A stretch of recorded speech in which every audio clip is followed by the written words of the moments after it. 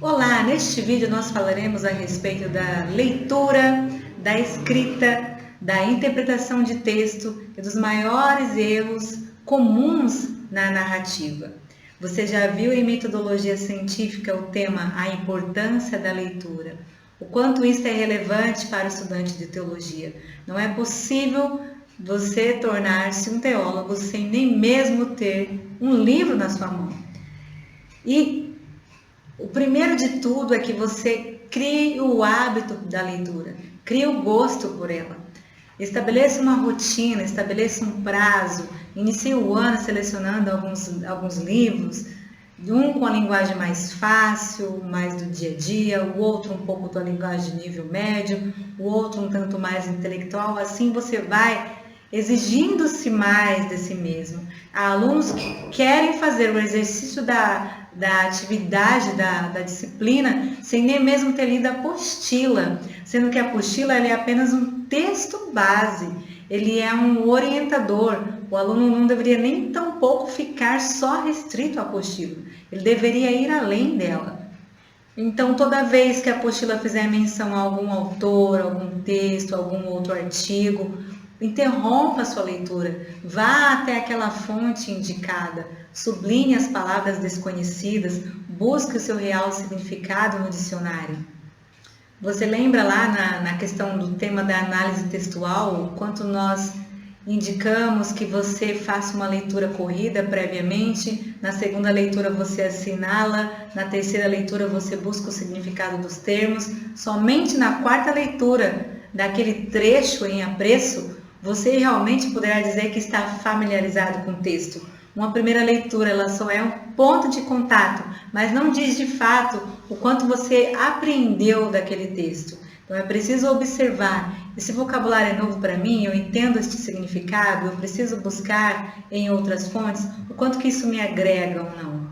Compreende que o comportamento leitor é um comportamento que você adquire, você constrói.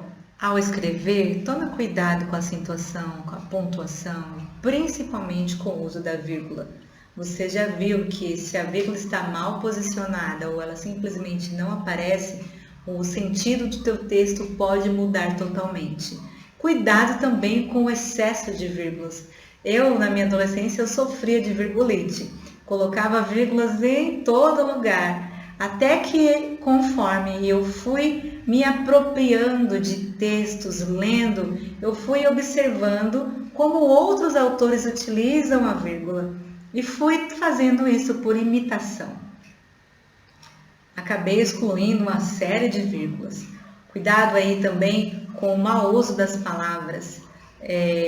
Você tem uma leitura tão rasa que você não consegue trabalhar com sinônimos, utilizando-se de exemplos, de termos por semelhantes, como a gente já viu que é o caso da coesão. Você fica sempre repetindo as mesmas palavras no seu texto, o que o torna poluído, cansativo e muito mal construído.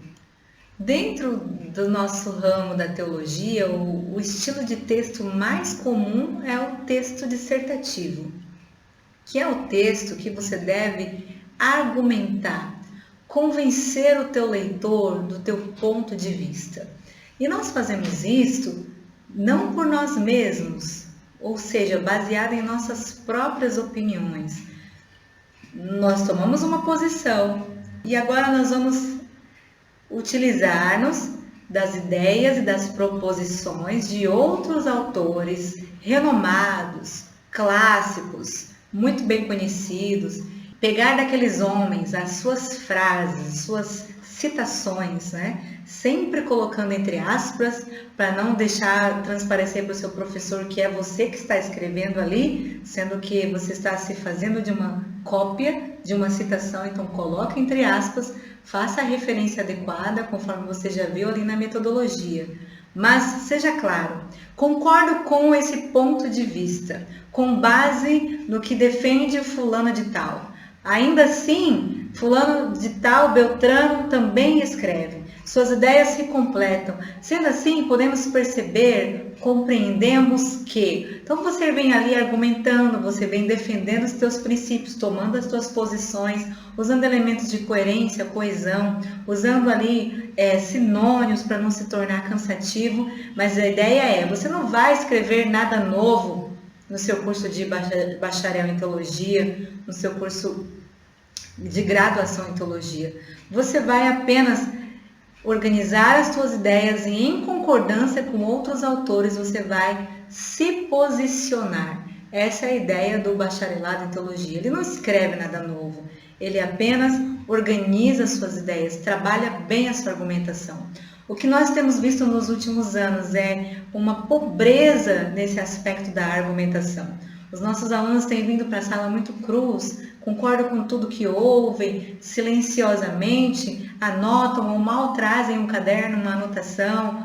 Alguns têm um bom hábito de gravar o áudio da aula do professor, mas ao chegar em casa encosta o material e não retoma isso. Ficará difícil nós construirmos para a nossa sociedade bons autores, bons leitores, bons argumentadores, bons pregadores, se eles não tiverem o hábito de ler e de escrever. Mas, professora Keila, se eu escreveria onde? Você pode publicar em um blog as suas ideias. Você pode colocar no canal do YouTube os seus posicionamentos. Existem muitas pessoas necessitando de argumentos sólidos em defesa da palavra de Deus. Mesmo que seja um salmo explicado, mas explique com coerência. Explique. Quando você consegue construir uma reflexão com começo, meio e fim, ideias bem retomadas, tomada de posição, defesa, posicionamento, é isso que a gente espera de uma boa dissertação. E, por fim, preocupe-se com a estrutura do texto. Nós vimos isso também em metodologia. Que elementos aparecem na introdução? Que elementos aparecem no desenvolvimento? Que elementos aparecem nas considerações finais? Se você, por um acaso, estudou metodologia em outra instituição, solicite a revisão desta matéria, que eu considero de riquíssima importância. E, por fim, o nosso material vai trazer aqui 100 erros ortográficos mais comuns que, por favor, você não pode cometer. Faz uma pausa nesse vídeo, analisa lá quais erros são esses. Eu vou destacar alguns aqui que eu considero mais comuns aqui na nossa rotina da escola. Fazem 5 anos. Fazem. Ora, o tempo, a ação do tempo, né, o verbo fazer no sentido de decorrer um tempo não se conjuga. Você vai dizer faz 5 anos. Fez 15 anos e nunca no plural.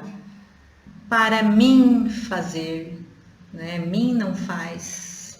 Então é sempre para eu fazer, para eu estudar, para eu explicar. Atenção para esse detalhe.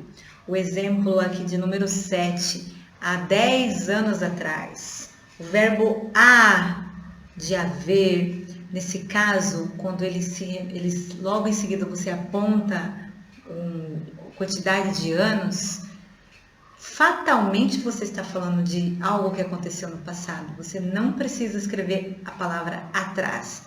Há 10 anos eu estudo língua portuguesa. Certamente você vai entender que faz 10 anos que eu estudo língua portuguesa e esses anos passados. Então não precisa escrever atrás. Tinha chego atrasado. Meu Deus, isso aqui é triste. Existe chegado, ok? Tinha chegado atrasado. É o exemplo de número 44. Exemplo de número 80. A tese onde. Onde só pode ser usado para lugar. Você já viu isso? Onde e aonde, né? Então, a tese onde, o texto onde o fulano fala. Então, isso aí está equivocado. Na escrita, na fala a gente até pode dar um desconto, mas na escrita, tome cuidado. Use em que, o texto em que o autor se refere. Então, cuidado com o uso do onde. Exemplo 91, haja visto. Não existe haja visto, é haja vista. é só assim e não tem variação.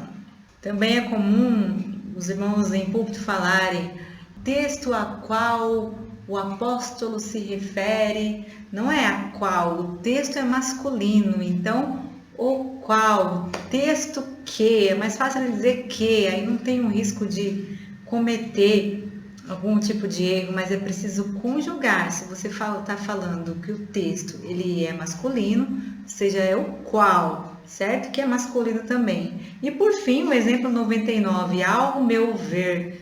Não é ao meu ver, mas é a meu ver. É só assim, sem nenhuma variação.